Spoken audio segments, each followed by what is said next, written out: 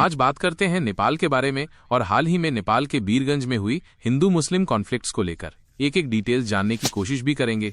तो शुरू करते हैं शुरू से। देखिए, अकॉर्डिंग टू 2021 सेंसस नेपाल में 81.19% से भी ज्यादा हिंदू कम्युनिटी रहती है और सिर्फ 5.09% ही मुस्लिम आबादी रहती है। वर्ल्ड में नेपाल एकमात्र हिंदू राष्ट्र कंट्री था, पर इसे भी साल 2007 में सेक्युलर कंट्री घोषित कर दिया गया।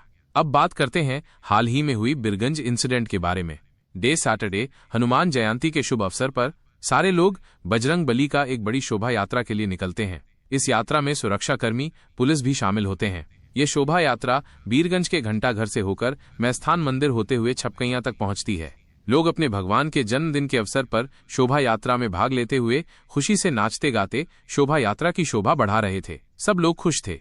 छपकैया पहुंचते ही अचानक से लोगों के ऊपर पत्थर की बारिश होने लगती है।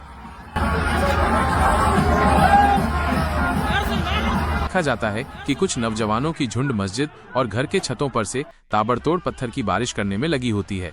चारों तरफ अफरा तफरी का माहौल हो जाता है।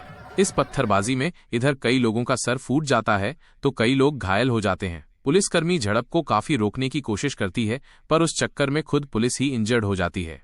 तो समय पर ही वहां की गवर्नमेंट हॉस्पिटल में एडमिट किया जाता है सबको। इससे मामला इतना गंभीर रूप ले लेता है कि वहां पर टायर फूंक के लोग स्ट्राइक करने लगते हैं।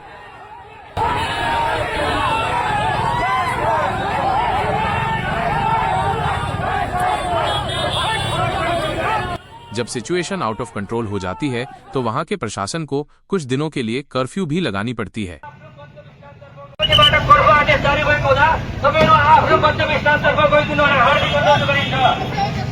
और इस घटना को लेकर जब वहां के सीडीओ ऑफिस में एक मीटिंग रखी जाती है तो मीटिंग में ही दोनों पक्षों के बीच विवाद शुरू हो जाती है।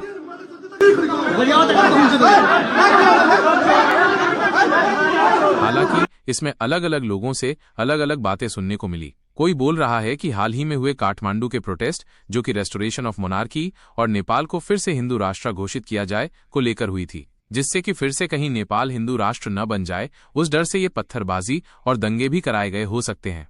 और कुछ लोग इसे इंडिया के बंगाल में मुस्लिम कम्युनिटी की ओर से हो रही प्रोटेस्ट से भी जोड़ रहे हैं, पर वहां के लोगों के अनुसार ये उनकी यात्रा को रोकने के लिए की गई साजिश लग रही है। जो भी रीजन हो, ये एक बहुत शर्मनाक घटना हुई है। हिंदुओं की आस्था को ठेस पहुंचाने की कोशिश की गई है। जहां तक मुझे पता है, दुनिया में नेपाल एक पीसफुल नेशन और रिलीजन को लेकर कभी भी ऐसे कॉन्फ्लिक्ट्स न होने वाले राष्ट्र के रूप में देखी जाती थी, जिसमें मुस्लिम भी हिंदू के यात्रा या फिर फेस्टिवल्स में हेल्प करते थे और शामिल भी होते थे। The Muslim community initiated a step forward by building a temple of Lord Shiva in Nepal's Birganj. The Muslim community made all the necessary arrangements and took out a Kalash Yatra. पर बीते कई सालों से नेपाल में भी ऐसे religion को लेकर काफी सारे कॉन्फ्लिक्ट्स, प्रोटेस्ट होने लगी हैं। इससे पहले नेपालगंज सिटी में भी कुछ ऐसी ही मिलती जुलती घटना देखने को मिली थी, जिसमें भी कुछ लोग घर के छतों और मस्जिदों पर से पत्थरबाजी करते हुए दिखे थे। पर तब सुनने को मिला था कि कोई हिंदू लड़का सोशल मीडिया पर मुस्लिम रिलीजन को लेकर कुछ गलत कमेंट किया था, जिसके लिए बहुत बड़ी प्रोटेस्ट हुई थी। पर बात करें बीरगंज की इंसिडेंट के बारे में, तो इस केस में तो अभी तक कोई एक्चुअल रीजन नहीं देखा गया कि हिंदुओं के ऊपर ये पत्थरबाजी आखिर हुई क्यों। इस इंसिडेंट के बाद मुस्लिम रिलीजन के ऊपर लोग काफी नाराज हैं। खैर, रीजन जो भी हो, दोषी को सख्त से सख्त कार्रवाई होनी चाहिए। आप बताओ, आपको क्या लगता है इस घटना का असली रीजन क्या है? मिलते हैं आपसे अगले वीडियो में।